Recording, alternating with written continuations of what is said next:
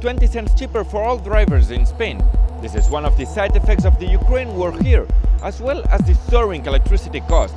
Tomorrow, Spain may make a decision to ease its price too. This is Catalan News in 100 seconds. The Spanish government will pay a 15-cent discount per liter of fuel from April to June to all motorists, and petrol stations will pay a further 5 cents. This is part of a 16 billion euro plan in aid and credits that will be approved tomorrow at a cabinet meeting. The Spanish Olympic Committee confirmed a deal between Catalonia and Aragon on where each event in the potential 2030 Winter Olympics will be held between the two.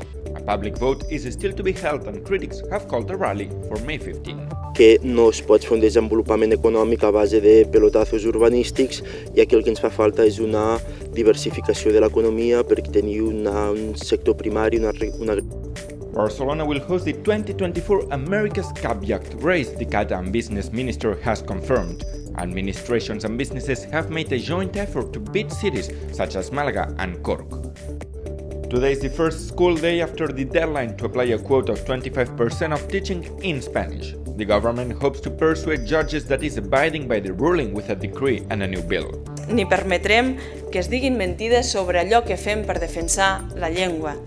I desgraciadament n'hem sentit moltes de mentides aquestes últimes hores. La actitud del señor Cambray es absolutamente intolerable y hay que desterrarla de la política catalana. Ya estamos hartos de políticos que se posicionen siempre al margen de las leyes. As well as Will Smith aggression, the Oscars also provided some good news for two Catalans. Barcelona's Leo Sánchez won Best Animated Short Film for his work as a producer on The Windshield Wiper, and Francesc Bolló was one of the special effects team for Dune.